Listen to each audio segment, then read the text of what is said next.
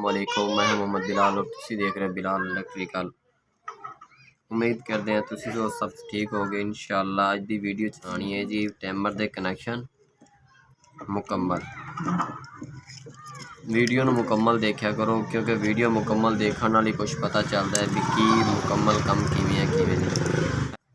अक्सर लोग ये कहते हैं कि यार इस रंग की तार इधर ला दो जी, इस रंग इस रंग तारां दे रंग दे रट्टे तो रहन दो। किसी कंपनी ने किस रंग दी तारां देंदे ने, कोई कंपनी किस रंग की तारां देंदी है। असी अज जेन्युइन तरीके नाल तुहानूं कनैक्शन समझाने की कोशिश करांगे कि ए तुसीं देखो इहदे हर टाइमर दे 6 पत्रियां होंदियां ने। एस जिहड़ा साइज दा टाइमर होंदे ने उहदे विच 3 इधर होंदियां ने, 3 ही इस साइड ते होंदियां ने। उहदे विच गौर करो कि टाइमर चला के ना जी इस तरह चल गया टाइमर, उहदे एक पत्रियां जिहड़ियां होणगियां ना वो बार बार या इधर लगेगी जिस टाइम चक्कर उहदे पूरे होणगे, दूजी साइड ते इधर चक्कर होएगी। एक साइड की जिहड़ी पत्तरी हैगी ना इस साइड दी पत्तरियां जिहड़ियां ने वो एक बिल्कुल चिपकी रहेगी, एक नाल टच ही रहेगी। हाँ जी ए देखो ये छुट गई है, ये हुण इस साइड ते लगेगी जो इहदा चक्कर पूरा होएगा। ये देखो इधर लग गई है। इस लिहाज नाल इहदे कनैक्शन असीं करने ये क्योंकि इधर जिहड़ी बार बार बदलियां होंदियां ने पत्तरियां ये हैगी ने कैपेसिटरां दियां। ठीक है जी, क्यों चक्कर चेंज करने वास्ते यह हैगी एक ही मेन इस साइड की मेन तारा ने एक साइड पर खड़ी है। हुण चलते हैं असीं कनैक्शन कर ले। इत्थे यह हैगा 1 वे 2 वे। 1 वे 2 वे का तुसीं आम रूटीन ते देखो कि 3 ही तारां होंदियां ने ते ये 3 तारां दे विच यह मेन होंदी है सेंटर वाली, यह 2 अलग अलग होंदियां ने।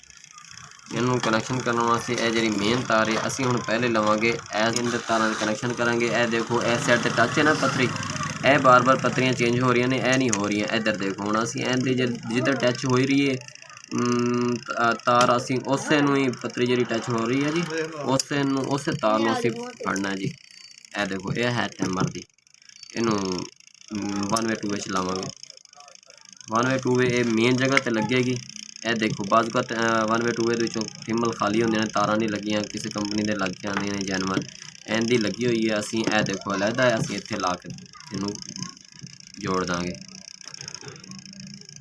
यह हैगी एक किस्म की मेन टाइमर कोलों 1 वे 2 वे तक। अच्छा जी, हुण दूजी असीं हुण फिर दूसरी पत्तरियां वाले जा रहे हैं। इस साइड ते कैपेसिटर वाली तार तो इनू तुसीं डायरैक्ट लाना कैपेसिटर ते इस कैपेसिटर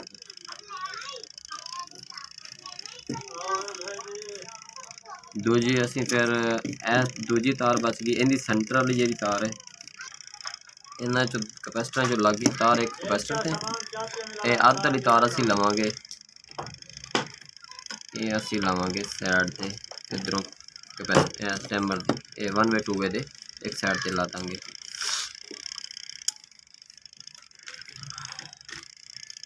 इत्थे ला देने इस जगह ते इन्हां दोनों किसी पॉइंट च ला दो जो दो कट्ठे ने।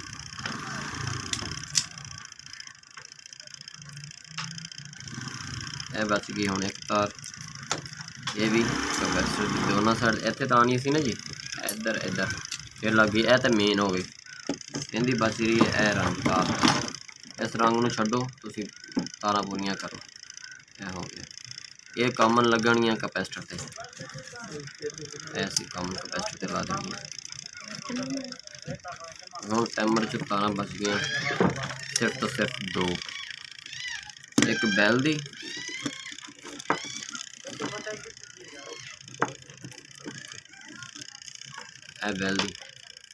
बैल दी हो गई, यह मेन हो गई।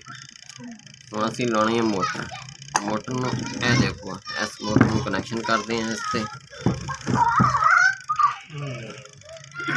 ये वीडियो बनाई असीं वाशिंग मशीन टाइमर दे मोटर ते, फिर असीं बनावांगे टाइमर लावांगे मधानी दे उत्ते, उस दे कनैक्शन इंशाअल्लाह अगली वीडियो ते तुहानूं ला के दिखावांगे। है जी ये 2 हो गए कैपेसिटर दीयां तारां क्योंकि मोटर दे एक कॉमन आंदी है, 2 कैपेसिटर होंदे ने। ये असीं दोवें कैपेसिटर ते ला देंगे डायरैक्ट।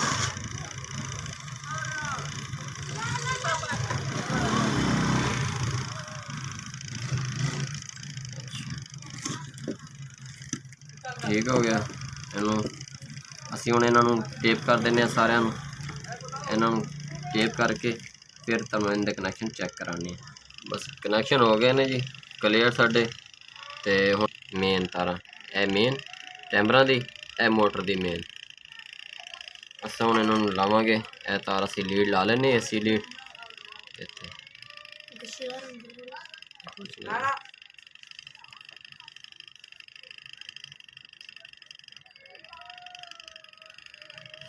टाइमर साडा पहले ही ऑन खड़ा, 1 वे 2 वे भी ऑन खड़ा।